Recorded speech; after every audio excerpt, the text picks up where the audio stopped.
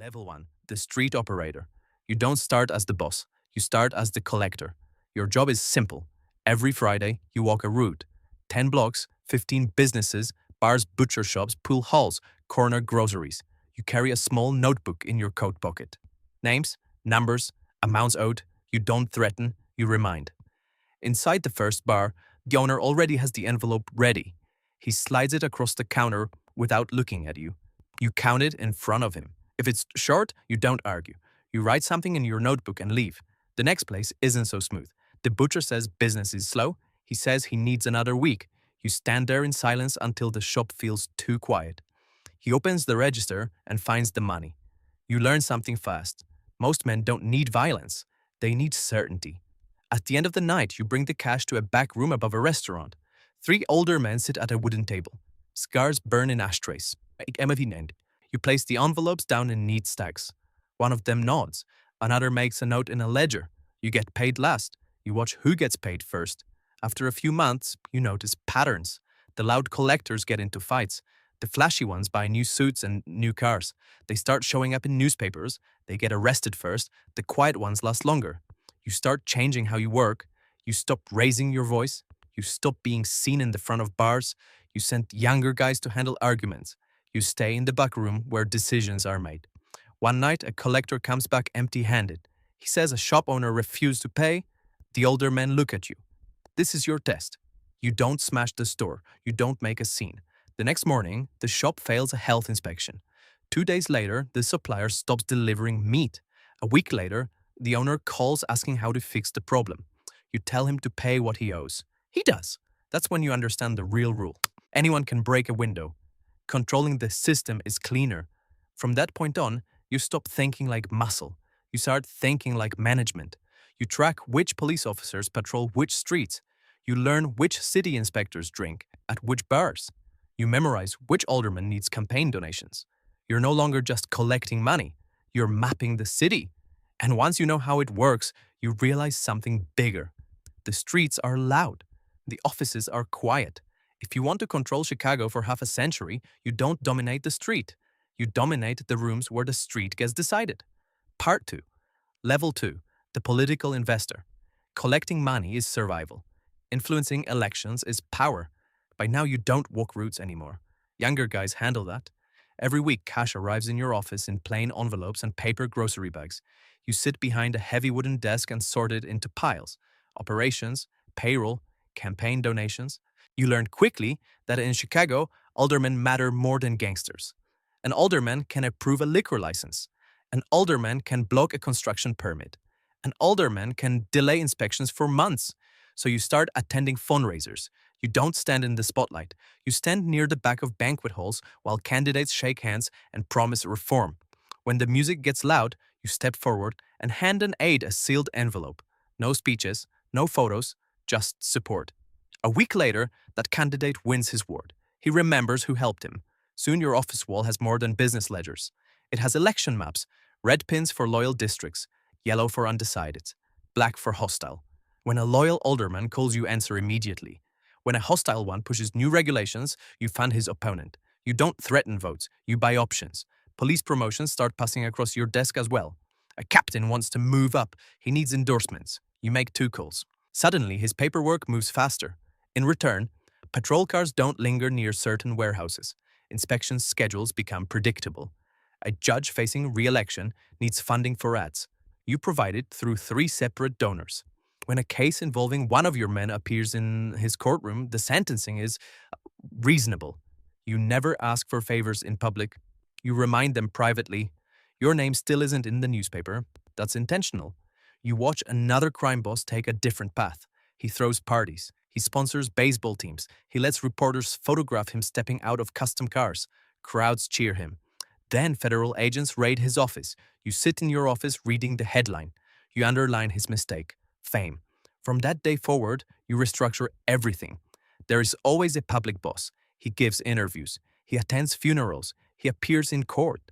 You don't. You attend meetings through intermediaries. You send instructions through layers. No document carries your signature. No phone call carries your voice directly. You become an investor, not a soldier. Money flows upward. Influence flows outward. Risk flows downward. When something goes wrong, it lands on someone else's desk. And as election after election falls quietly into your column, you realize the shift is complete. You're not reacting to the city anymore. You're shaping it. And no one can point to you and prove it. Part 3. Level 3. The system builder. At this point, you don't think in weeks. You think in infrastructure. Cash collection and campaign funding were just the foundation. Now you start locking pieces together. So the city runs on rails you designed. Every Monday morning, a report lands on your desk. Construction permits pending approval. Union contracts up for renewal. Police promotions in review. Judges scheduled for re-election. You don't handle everything personally. You assign. One trusted man oversees city inspectors. Another manages union delegates. A third handles court liaisons. They don't argue with you. They bring problems. You decide outcomes. A contractor refuses to cooperate. His zoning variance stalls for 6 months. A developer agrees to your terms. His skyscraper project gets expedited approval. A union leader tries to break away. His next internal vote suddenly goes badly. You don't shout. You adjust pressure. Labor becomes one of your strongest levers. Construction can't move without union approval. Trucks don't deliver without drivers. Garbage doesn't get collected without cooperation. So you invest in union leadership. You finance campaigns. You settle internal disputes. You ensure the right men rise to the top. Soon, major projects across Chicago require 2 approvals City Hall. And you, police captains, begin stopping by your office informally. They discuss staffing shortages, budget issues, promotion boards. You listen quietly. When riots break out on the south side, your neighborhoods stay calm. When rival crews try to expand patrol units, suddenly increase in the right areas.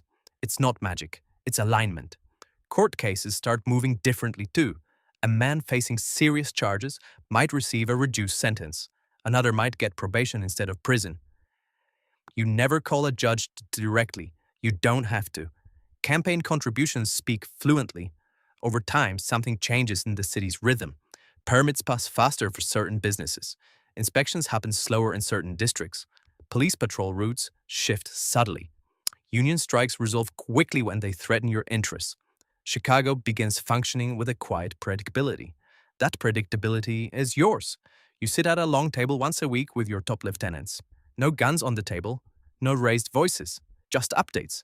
Revenue steady, political support stable, opposition minimal. Violence becomes rare because violence disrupts business. And business is what you protect. By now, you're no longer just influencing the city. You're integrated into it. If a major contract is approved, you already knew. If a chief of police is appointed, you anticipated it. If a judge wins re-election, you funded it. The system doesn't resist you. It incorporates you. And that's when you understand the real shift. You don't operate inside Chicago anymore. Chicago operates inside the framework you built. Part 4. Level 4, the expansion architect. By now, Chicago runs smoothly. Money flows. Politicians cooperate. Police promotions align. But you understand something most bosses never do. A single city is a ceiling. You want scale. Every month, reports from outside Illinois start appearing on your desk. Las Vegas revenues, pension fund balances, casino acquisition opportunities. You don't visit often. You don't need to. You send men who know numbers better than they know guns. The first move isn't violence. It's financing. You sit at a long conference table with pension fund trustees, suits, coffee, financial projections. On paper, it looks legitimate. Loans for hotel developments, casino renovations, expansion capital. Behind the paper, you know the truth. The loans go where you say they go. A real estate developer shakes your hand. He becomes the public face. His name appears on ownership documents. He gives interviews about economic growth and job creation. You remain invisible. Weeks later, you walk across a casino floor in Las Vegas. Slot machines ring. Chips stack on green felt tables. Cocktail waitresses move between gamblers. Tourists think it's entertainment. You see inventory. In the counting room, cash pours out of machines into metal trays. A supervisor oversees the weighing process. Small adjustments are made. No alarms, no drama. Before the official count reaches the books, a portion disappears into brown paper bags. Couriers leave through side doors. Money travels back to Chicago. No headlines, no gunfire, just accounting. You diversify. Cigarette tax stamps, liquor distribution, slot machines placed in quiet bars across the Midwest. Small amounts in many locations. Hard to trace, harder to dismantle. But scale creates risk. One of your men in Vegas grows careless. He likes attention. He runs side operations. He appears in police reports too often. Your lieutenants bring his name to you during a weekly meeting. You listen. You don't argue. You don't warn him personally. A decision is made. Weeks later, he disappears from reports, from meetings, from the casino floor. Operations stabilize again. Expansion isn't about growth alone. It's about control. You build layers between yourself and everything. Frontmen sign papers. Consultants speak to regulators. Lawyers answer questions. Accountants shuffle figures. If federal investigators start looking, they see paperwork. If journalists start digging, they see businessmen. You see systems. By now, money moves across state lines without your physical presence. Your name isn't on casino licenses. It's not on loan documents. It's not on campaign donations. But your approval sits behind all of them. Chicago was your foundation. Vegas becomes your multiplier. And as revenue rises into the millions, then tens of millions, you realize something crucial. Violence built your entry. Politics secured your position. Finance made you untouchable. Level 5, the invisible boss. You no longer attend meetings in back rooms. Meetings come to you. Your house sits in a quiet suburb outside Chicago. Trimmed hedges, long driveway, neighbors who nod politely and never ask questions. Inside the floors are polished marble. A staircase curves upward beneath a crystal chandelier. In the basement, there's a bowling lane, an indoor pool, a bar stocked with expensive liquor. You don't drink much. You prefer clarity. Every morning, a driver drops off a briefcase. Inside are summaries. Not raw numbers anymore, summaries. Revenue reports, legal updates, political shifts. You read them at a long dining table while sunlight filters through tall windows. Your phone rarely rings directly. Messages pass through layers. If something urgent happens, a federal indictment, a grand jury investigation, you hear about it within minutes. But your name is never on the paperwork. Over the years, prosecutors tried to connect you to operations. They flipped informants. They bugged offices. They watched associates. They studied patterns. They found front men. They found enforcers. They found managers. They never found you in the act. You stopped using your own voice for orders decades ago. Instructions flow through trusted intermediaries. Financial trails stop 2 steps short of you. Legal documents carry other signatures. When someone gets arrested, they don't mention your name, because you were never officially there. Your public boss handles interviews when necessary. He appears in court when subpoenas are issued. He takes the heat. He ages faster than you. You remain still. Years pass. RICO laws strengthen. Federal tools improve. Some operations get shut down. Some allies get convicted. A few longtime associates disappear into prison for life. You adjust. Illegal video gaming replaces some older rackets. Loan operations shrink but remain controlled. Violence becomes rare because attention is expensive. You sit in your study one evening, holding an old manila folder. Inside is a single black and white mugshot from decades ago. One night in custody. One booking photo. That was enough. You close the folder and place it back in a drawer. Upstairs, grandchildren run down the hallway. Their laughter echoes through the house. Family photos line the walls. Birthdays, holidays, vacations. Outside, the Chicago skyline glows faintly in the distance.